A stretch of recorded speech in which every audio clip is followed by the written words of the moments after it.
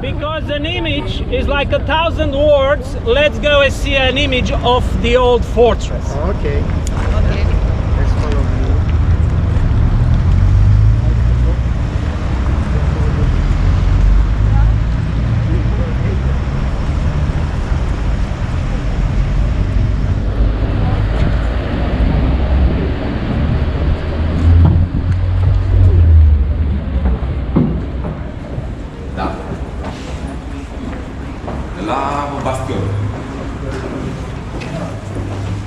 Acum merge spre cetate, da? Suntem în bastion de la...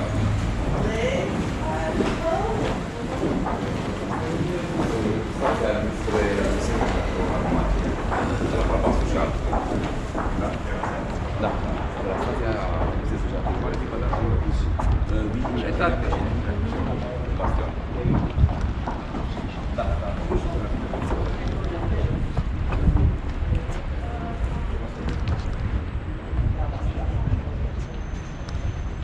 Here because it's better in shade than in the sun. So, once again, the fortress, the first fortress of Timișoara was built after the Mongol invasion. So that is the end of 1200s. And it was built by the Hungarian kings. Actually, Timișoara was for 7 years the capital of the Hungarian kingdom at the very beginning of 1300s, when the new Hungarian king was fighting for the throne. Then it belonged farther on to the Hungarian kingdom until 1552, when the city and the region of Banat was conquered by the Ottoman Empire during Suleiman the Magnificent. And the city was a Turkish city for 164 years, so more than 1.5 centuries. Back then the fortress was a wooden fortress, a palisade, and it was surrounded by the swamps formed by Bega River and Timiș River, which were very close to the city. Thank you. In 1716, the Austrian army conquered the city and the region, and everything changes. The region became private property of the emperor. So try to imagine you are the owner of a region of Belgium size today, and this developed very much. At the beginning, the region was depopulated and pretty poor, and that's why the Austrian administration brought here a lot of colonists, some tens of thousands of colonists, most of them from Germany, and the condition, of course, was to be a Catholic, because it was the time of Counter-Reformation, the time when the Catholic Church was trying to fight back to gain what they lose since the Reform. So that was in 1700 when this fortress was built in about 30 years. The fortress stand on until the end of 1800s, when it was already obsolete. It was already old and it was not satisfying the needs of the city, and of course the fortress was suffocating the city. Let's go and see how the fortress looked like.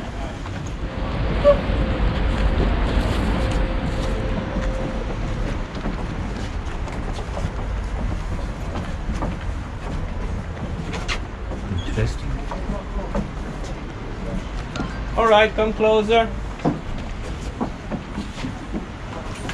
So, star-shaped fortress with 9 bastions. You can see them with Roman numbers. And inside is the city, with all the streets, north, south, east, west, like chess table. Central Square, today Unirii Square, and that's where we'll go next. The civic center, the old civic center with the churches and the marketplace, long time ago. The administrative center, originally called Parade Platz, so Parade Square. We will visit this after, and not on the map today, because it was built only when the city walls were removed, Victoriei Square, and that is where we will finish the tour. So everything what you see here is pedestrian area, so that's why we cannot use the bus.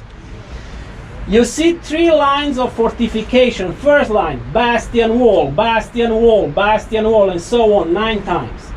Then it's a water moat. Then we've got the second line of fortification. Then the third line of fortification, and again a water moat. All the small dots you see on the bastions or on the next lines of fortifications were windows for cannonballs, for cannons. So hundreds of cannons. Outside the fortress, like I've told you, 1 kilometer terra non edificandi. So 1 kilometer nothing, empty space and no trees. Why? Well, you needed free space to shoot the enemy and not to offer shelter for the enemy. That's why the outer neighborhoods were like satellites. Fabrikstadt, fabric neighborhood, which was an industrial neighborhood.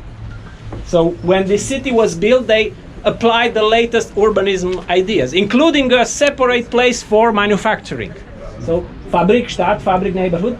Elisabethinstadt, where, or Elisabethin neighborhood, where Casa del Sole hotel is, and Josefstadt, Josephine neighborhood after. You see German names because it was Austrian administration, because in the city about 80% of the population was German population, and because in the area of Banat 40% of the population was German speaking. Besides the Germans, the Austrians couldn't find enough Germans Catholics, so they brought anybody who was a Catholic and who wanted to come here. So this is how some Italians arrived here, some French, some Spanish, some Czech, some Slovaks, and even some Bulgarians, which happened to be Catholics. Romanians were here, Serbians were here, some Hungarians arrived. The Jews eventually have been allowed to come, and this is how the region became multi-ethnic, multi-confessional, and very tolerant, and it still is today. All right, as you can see, this was suffocating the city. From the first wall to the last wall, it was about 450 meters. Entering the city took you probably more than half an hour, and there were only 3 entrances. So at the end of 1800s, this was not working anymore. Everything was demolished excepting the bastion where we are. A part of it is missing, so we entered by bus there. So where the cars are entering the bastion, that is the part which was removed, and in the other one they made some holes. All right, we'll go next to the Unirii Square, the old downtown of the city. Do you have questions by now? Or am I talking too much anyway? Thank you. Yeah. Very interesting. You are good, very good. Follow me, please.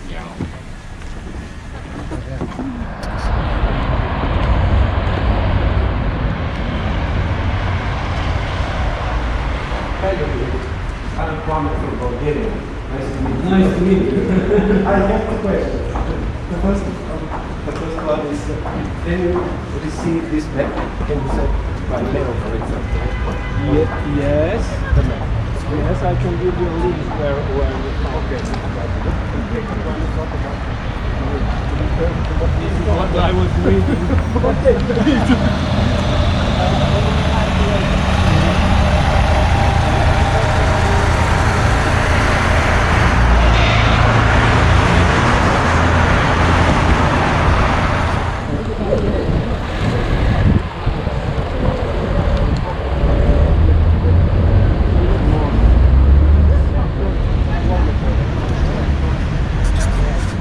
Nice to see you again.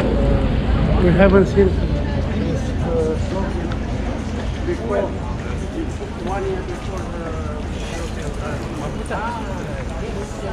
Да, ты прав.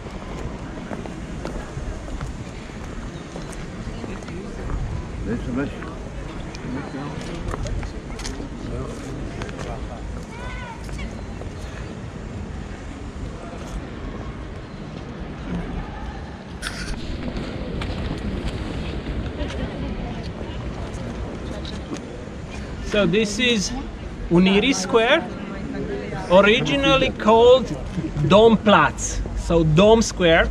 That is the Catholic Church, the Dome. As I told you, the region had to be as Catholic as possible. But this was not about exterminating the others. So Romanians and Serbians, the Orthodox and the Jews were very well tolerated. And as a proof of that, just in the central square, on the other side, you can see an Orthodox church.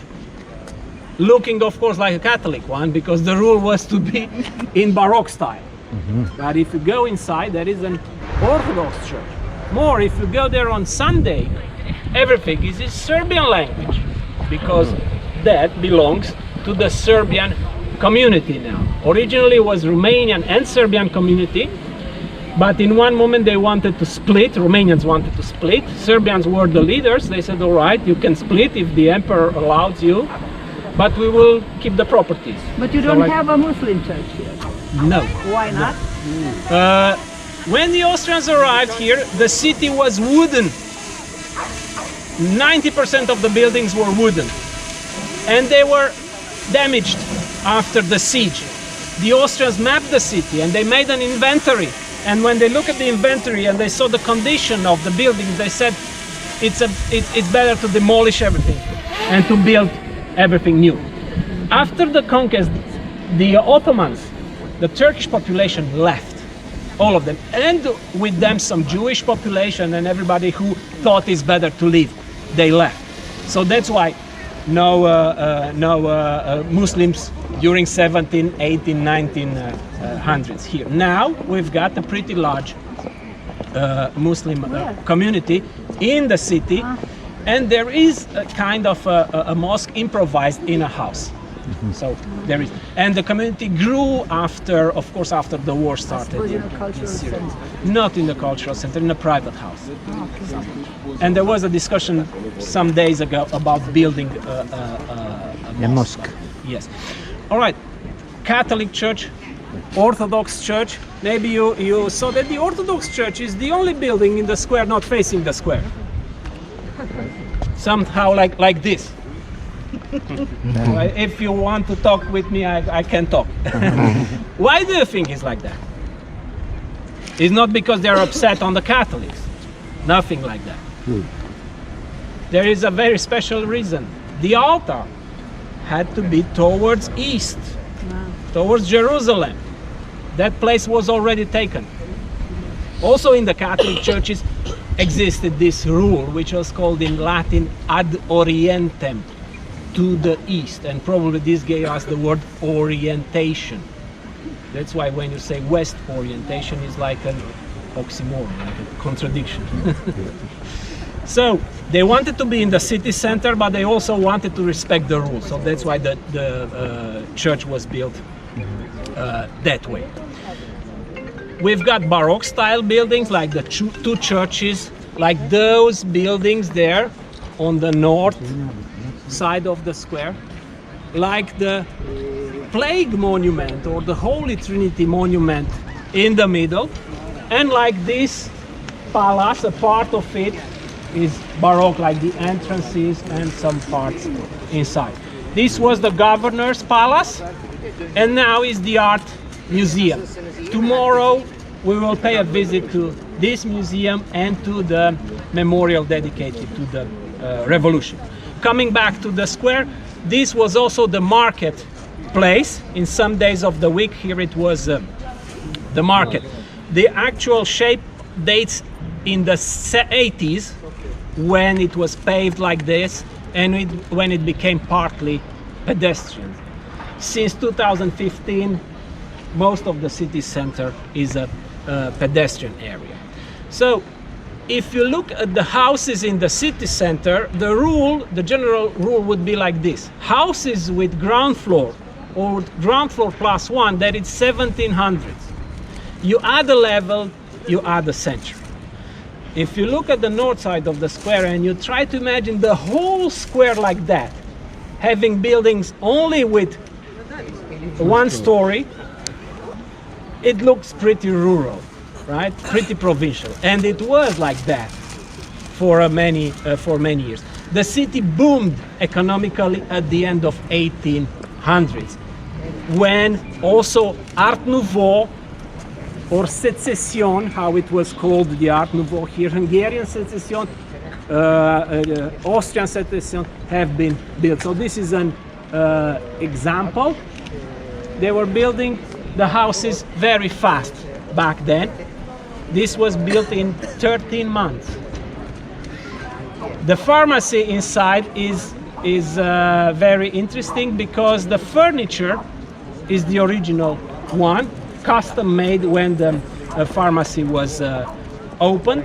And more interesting is the stained glass above the entrance, which says pharmacy in 4 languages: Romanian, Serbian, Hungarian, and German.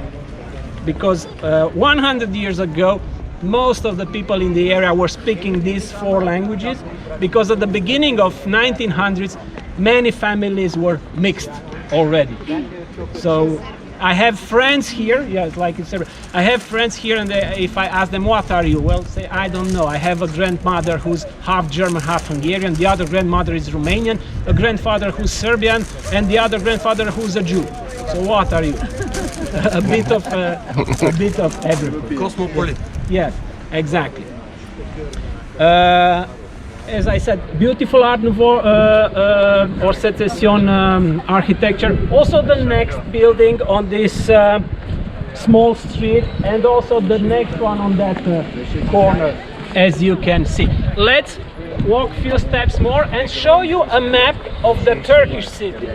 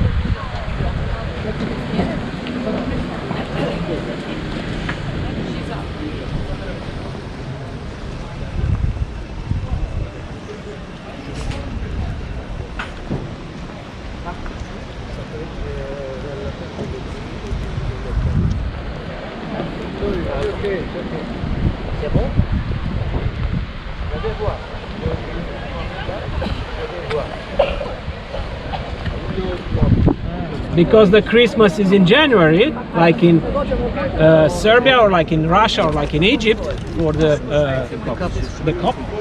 Or if you go on the other church on Sundays, for English press 1. No, for Hungarian, go at 9 o'clock on Sundays. For German, go at 10 o'clock.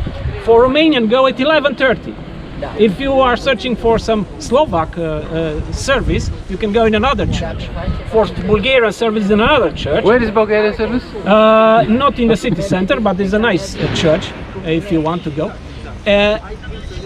For Italian service, now for the newcomers, since in the last 20 years, we've got a pretty big Italian community as well, and an Ukrainian community, but before the war. So we also have an Ukrainian church in Ukrainian style with green and gold and everything.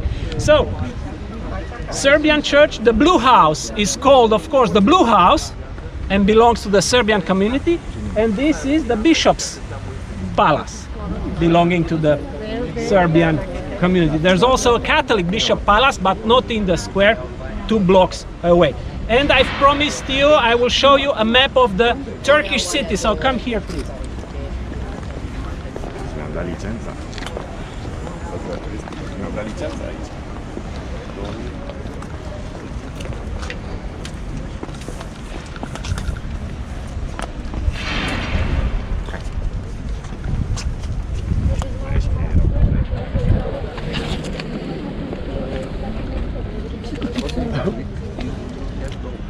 Right. The first, the pen is part of the fortress. Yes, it included a modern pen. Yes, as the northern wall. Yes, as I said in the bus, the first small fortress was built after the Mongol invasion in 1241-1242, and it was just this rectangle, including a modern pen. It was small, about 170 meters on 110 meters.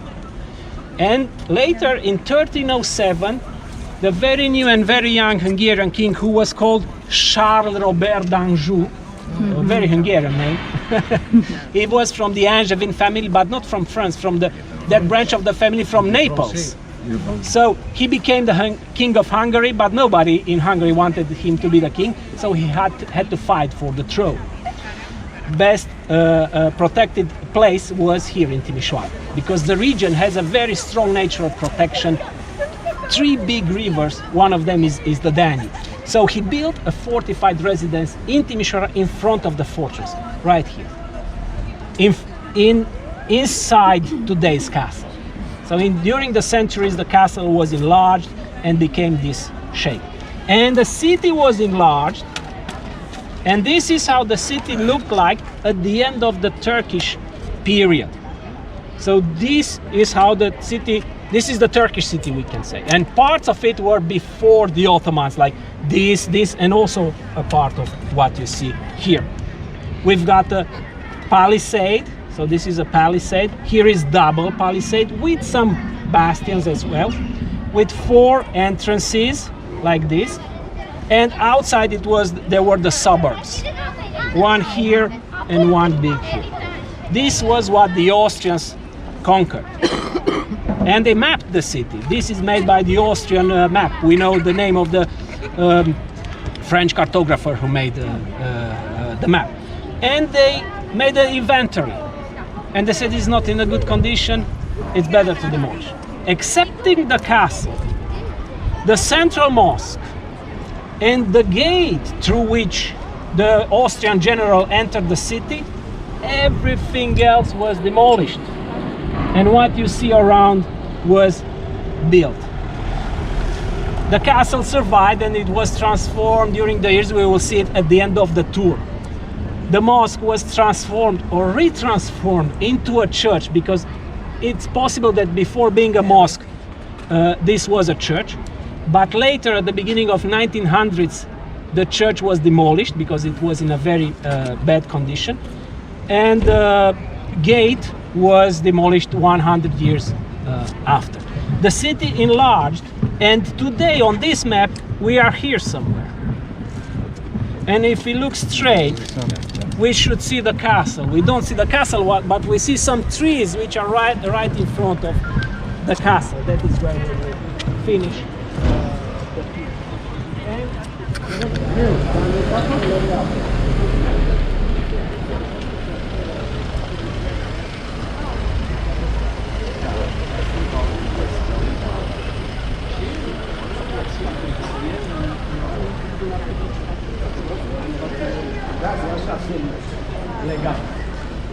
Just a short stop here. I want to have a closer look at the top of the building.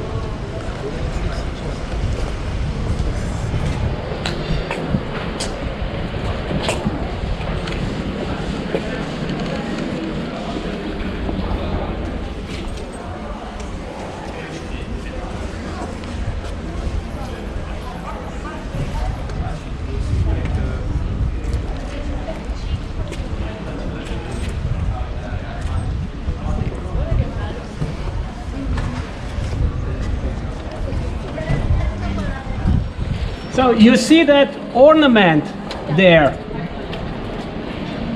with purple on turquoise, looking like a bell or like a pope's hat, but it's not that.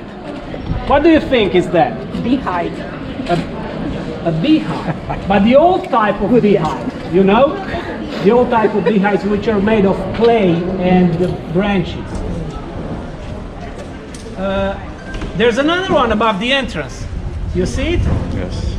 If you look up there, you can see some bees actually, which are white. So they were not selling any honey here. And the owners were not beekeepers or anything like that. There's something else about the bees and the beehives in this building. So it represents something else. Do you know what the beehive represents? Savings bank. Savings bank. Exactly. A bank. Because we are like bees, working hard from morning to evening, and at the end of the day we go and put our honey somewhere safe. It's a typical building for the beginning of 1900 with mixed use function. So business on the ground floor where it was the bank, and apartments on the other floors to be rented with different entrances. This was the entrance for the bank, and around the corner was the entrance for the apartments. How do you know where was the entrance of the bank? Where the beehive is there. All the houses with beehives in Timișoara once they were banks, and there are quite many of them.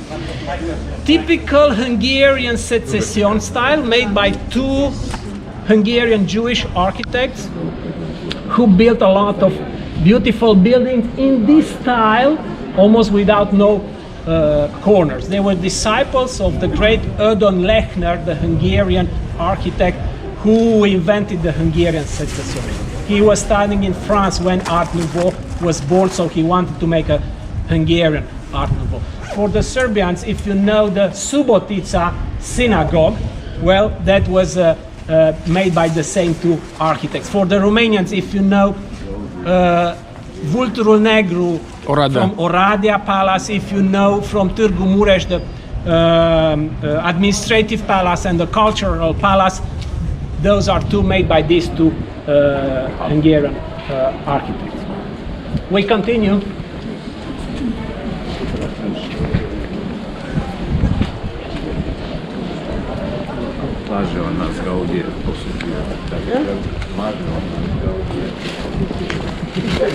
De aici, nu plecam. Achim.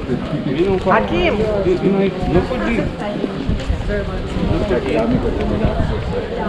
N-ai voie să fugi ca... Da, da, tu stai cu Barcelona, da, da. Bine.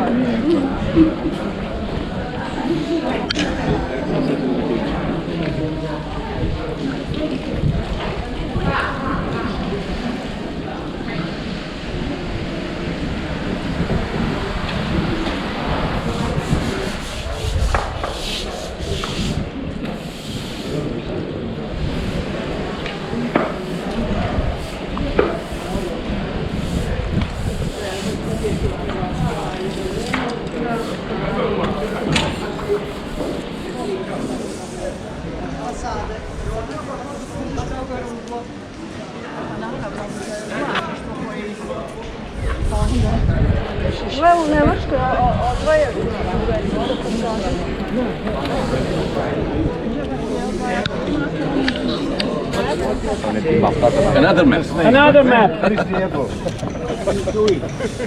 Where is the airport?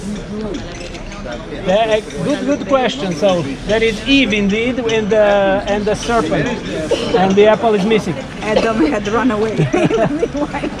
It's on the road. So the fortress with the 9 bastions, and here we can see only the first line of fortifications, like I've told you. The castle I told you about, the bastion we've just visited, the old central square. We are now right here and going towards Paradeplatz. Just one moment. Just one moment. Let's. This huge building. Remember how big the square was. Now look at this building. This used to be the longest military building in Europe, having 483 meters before being demolished in the 70s by Ceausescu. You know the guy. He wanted to build here a new civic center, one for the new men, one for the working class.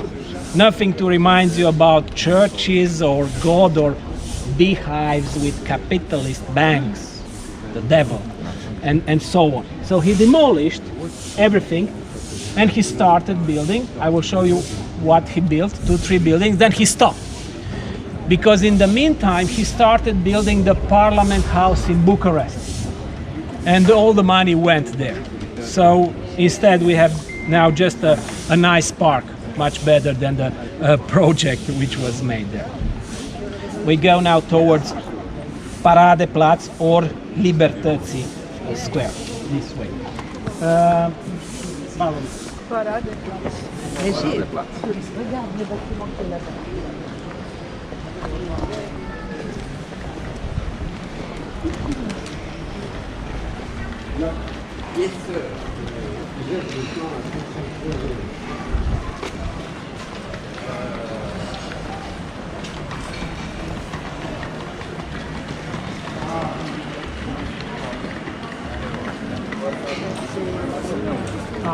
We are inside one of the 8 mosques which existed here before the Austrians. So this was Ali Bey Mosque.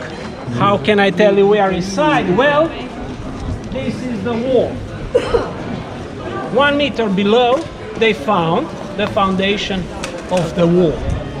When these renovations works have been made, finished in 2015, everywhere where they dug about 1 meter, they found a turtle. Why? Originally the city was a swampy area, and the water table in the underground was very close to the surface. So during the centuries, every time when something new was built on top of what was before, trying to erase the level of the city. So this is one of the 3 mosques which was discovered here in the city center, Ali Bey Mosque, and they decided to mark it on the pavement like this. Where you see like this only the frame, it means that the original wall is missing. It was removed during other works. Here is probably a pipe of water which goes there. And here, this small niche in the wall is actually the mihrab. So the niche is indicating you where Mecca is. And here you can find the explanation. And if you are all right, we will visit also the cemetery. Please come. This is the cemetery. So here they discovered about 30 skeletons, and next to the central mosque, it was the big cemetery with about 130 skeletons, including some funeral stones, very simple, like the traditional.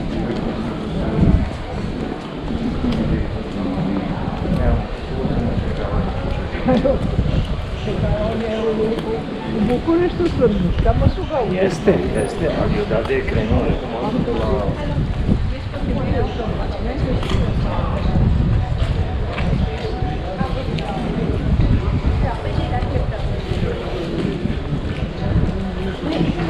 Cinci amețești.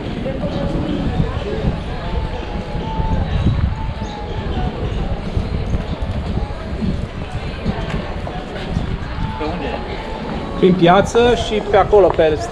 Rămânem să în piață. Rămânem, da. Aici cred că e problema cu zona, că sunt niște clădiri militare, deci aici pe piață.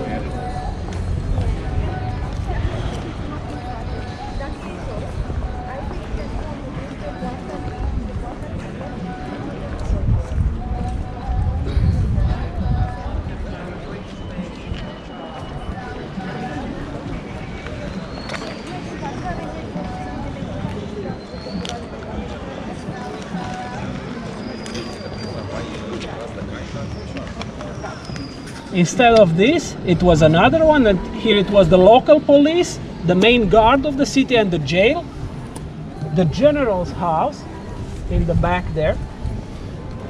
The one which is under renovation was the headquarters of the army, and the one next to it, the military casino, but rather like an officers' club. With the corner in the square, the officers' building, and behind it, that huge military building, 483 meters, the garrison for the soldiers. As I told you, Ceausescu demolished, and he built a beautiful continental hotel, not very stable, a general store, this building here, and then he quit, as I said. The old manege, so indoor riding hall and stables for the officers, survived, and now it belongs to the local theater, and they are planning to expand it in a modern way. We continue our walk towards Victoriei Square, which is not on the map because it didn't exist until the defortification.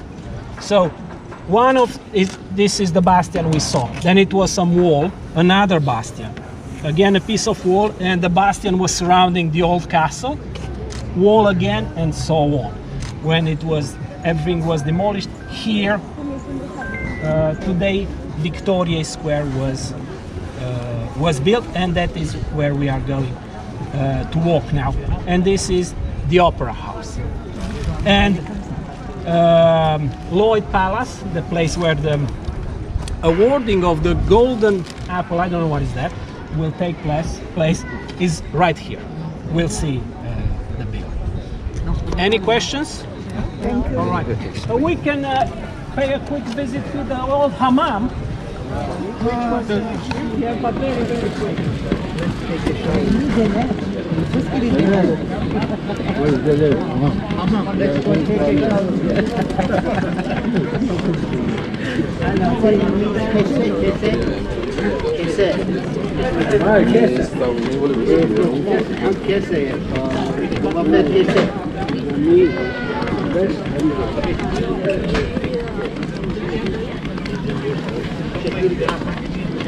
So who wants to visit the hammam, better come inside, please. You can use the other room as well. So this is another room.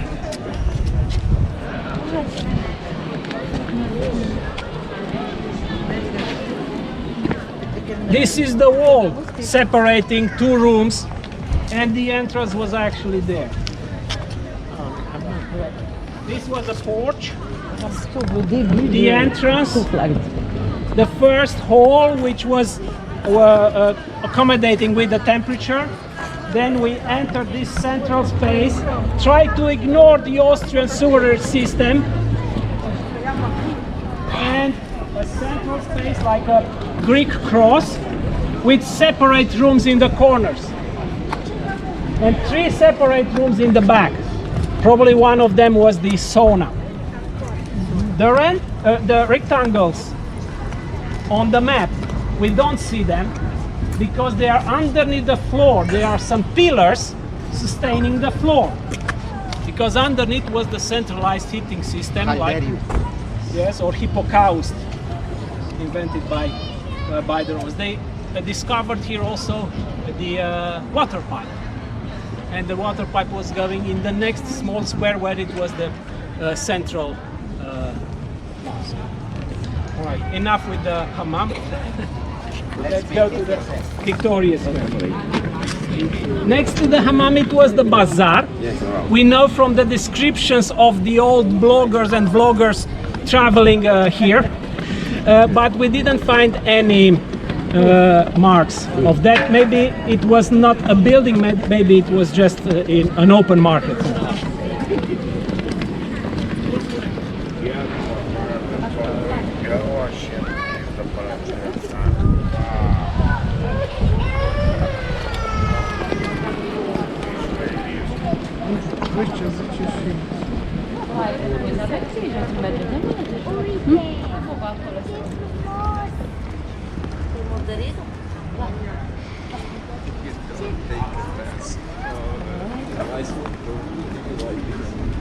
Fiindcă s-a deschis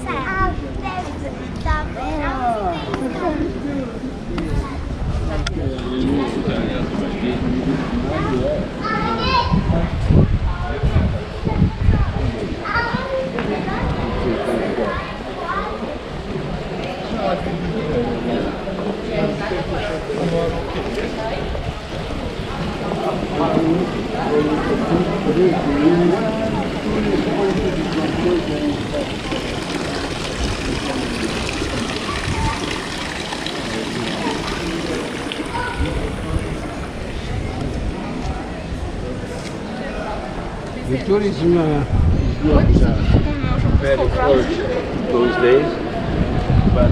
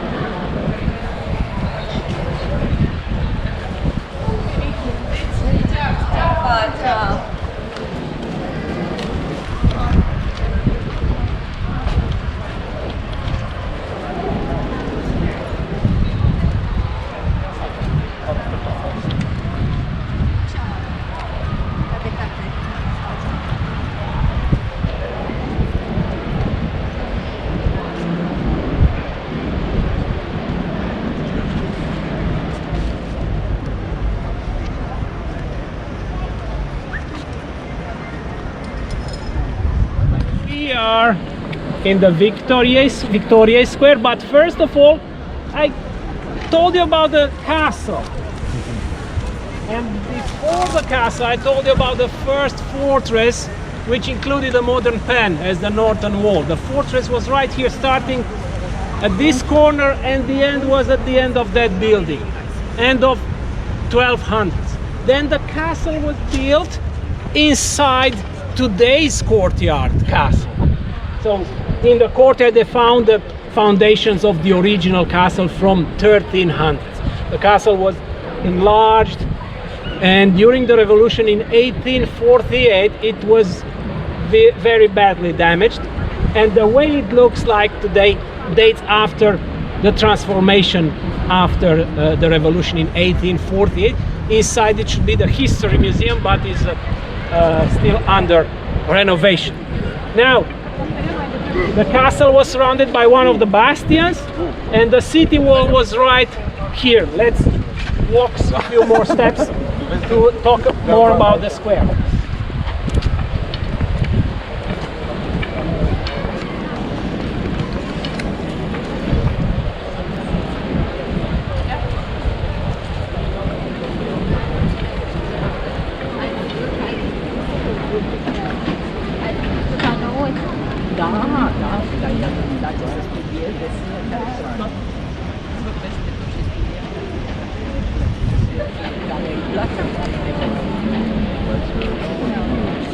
In 1875, come closer please, when the Opera House was finished, in front of it was just a small square, and then the wall.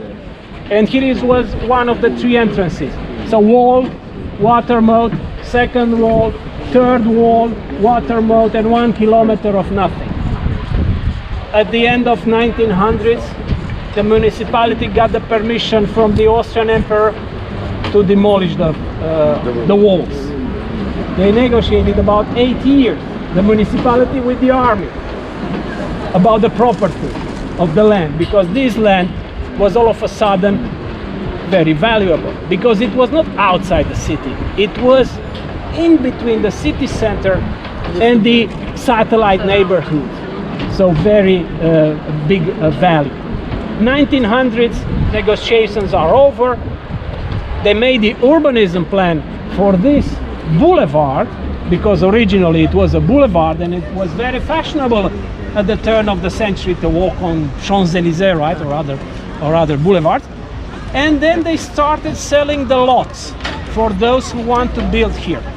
To buy one of the lots, there were two conditions. One, to have a project according to the urbanism plan, and second, to have the money to finish your project in 2 years. You couldn't buy the land without having the project and the money according to the project to finish. So here is going to be the new downtown. We want it to be nice in 2-3 years. You have the money to invest, all right, you can buy it. If no, no. They started building in 1900s with the first building, this one, and in 1913 all this side was finished. But each of the buildings was built in maximum 2 years. In 1912, somebody asked the permission to build that building, which is like these three on the right side. The city hall offered the permission, the authorization for 1 year.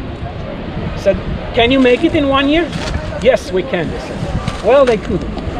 But they managed to finish in 13 months. So that building was built in 13 months, 100 years ago. I'm telling you this just to understand the financial power of the city at the turn of the century. So this was a perfect timing for our city.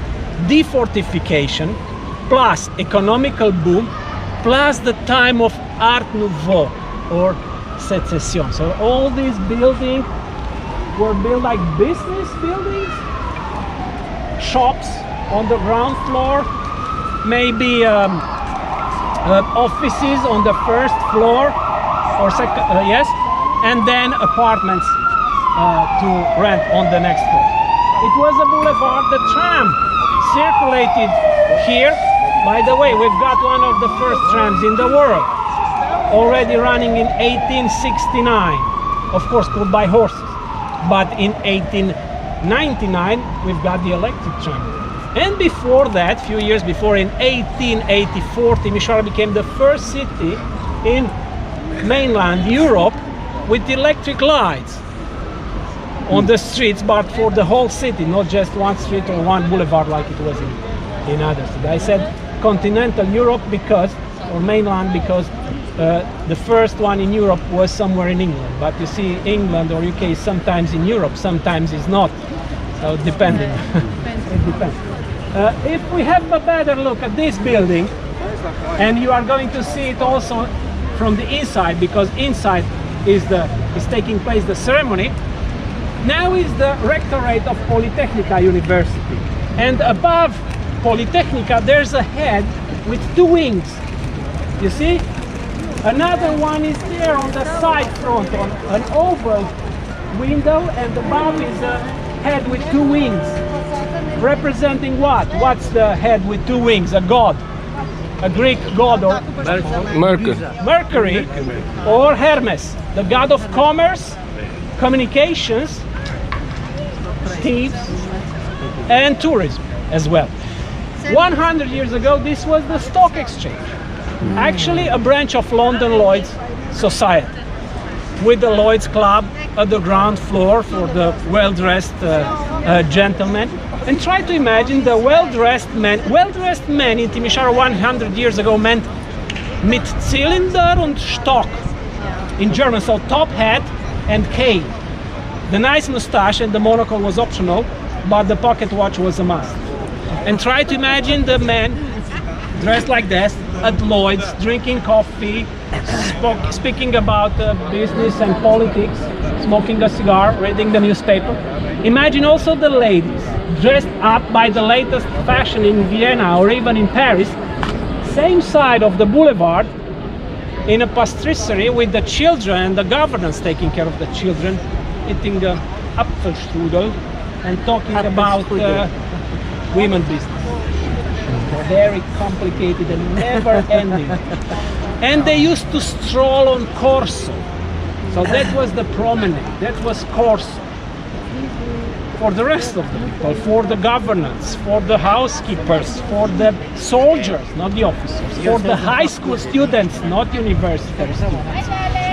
It was the other side, which was called surrogate. Surrogate meaning a cheap substitute. There wasn't any law to forbid you to walk wherever you wanted, but it was inappropriate to walk like this on without the top hat on the other side. All the city, when you look at that. And I toured with people telling me, when I was in high school, if my parents would have known that I was walking on Corso, might end very, very well. All right, Banat region and Timișoara joined Romania at the end of the First World War. Actually, not the whole Banat, because it was split in between Serbia 33% of the old Banat, Romania 66% of the old Banat, and Hungary 1%. Why only 1? Well, they lost the war.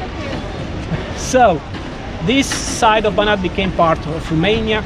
Romanian Orthodox community didn't have a church, a representative church in the city center. The other one stayed with the Serbian community. So they wanted to show off a bit, right? To show who's now in charge. And this is how this church was built between 1936 and 1946. It had to send also a political message. Now look who's got the big church in the city. That's why until 4 years ago, this was the highest church in Romania, but also the highest Orthodox church in the world, excepting in Russia. Now, besides the fact that it's big and it was meant to impress you, it's not making you feel small, it's not patronizing you. It's very beautiful project, and very soon it became a symbol of our city. It was built in 10 years because of the Second World War. So it was inaugurated in 1946 by our king back then, King Michael.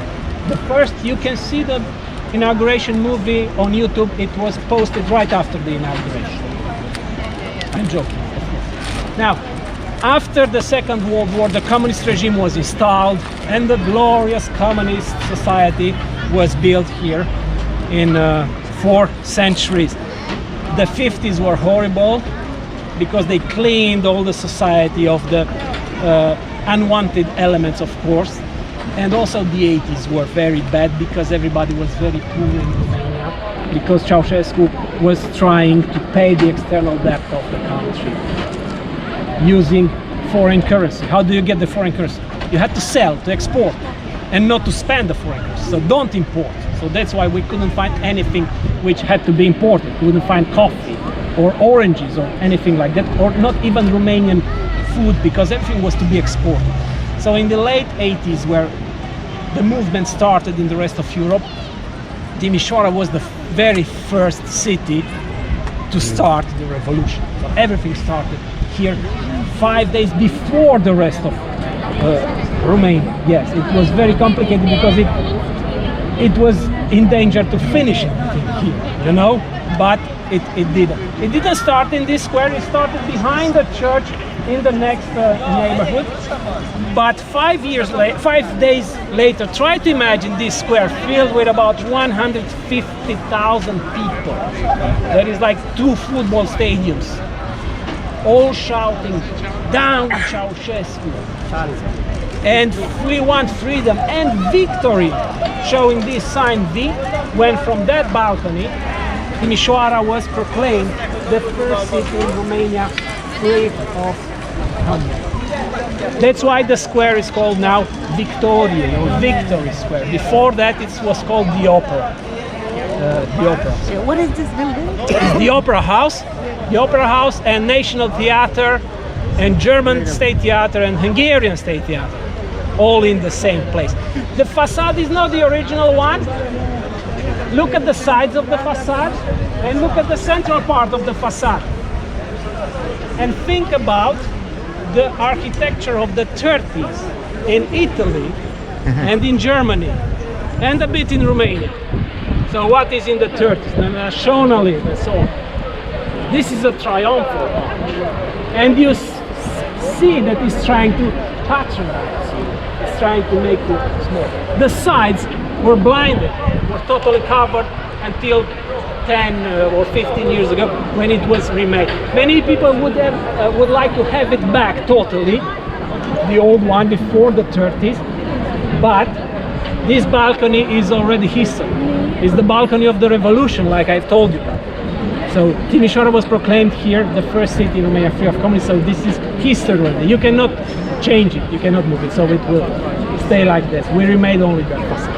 What happened after, you know, more or less, we became a democratic country, even if sometimes we went 1 step farther, 2 steps back.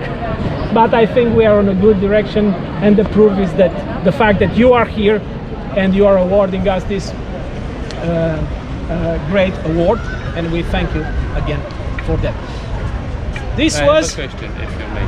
Yes. How did Timișoara manage to get electric lighting before Vienna and Paris? And There is a story about that. We don't know exactly. So one of the stories, it was that they wanted to make a pilot project introducing electricity 125 years ago. It's like 5G now. But 5G you don't feel it, but electricity you feel it. So there were cartoons saying we will all die, and they were showing people like this in pains, you know, because of electricity and so on. So there's a theory saying that in Vienna there was supposed to be new elections, and the new mayor was trying to come up with a new project, but they were afraid of introducing electricity in Vienna. So let's try it somewhere else, like a pilot in Timișoara. So this could be one of the explanations, but we don't know for sure. Electricity was already in other cities in Europe, but only one boulevard or one street, as I've told. Yeah, the first one of the city with electricity was in Croatia, Šibenik city. It was the second one in the world. The first one in Europe. All right, thank you for your attention. Thank you. We'll see you later on the boat. I can lead you to the place. The entrance is not great, it's still under renovation, but you will see the central hall is quite beautiful. Follow me, so it starts at 12. I will show you the entrance. You can stay in the square or upstairs, or feel free.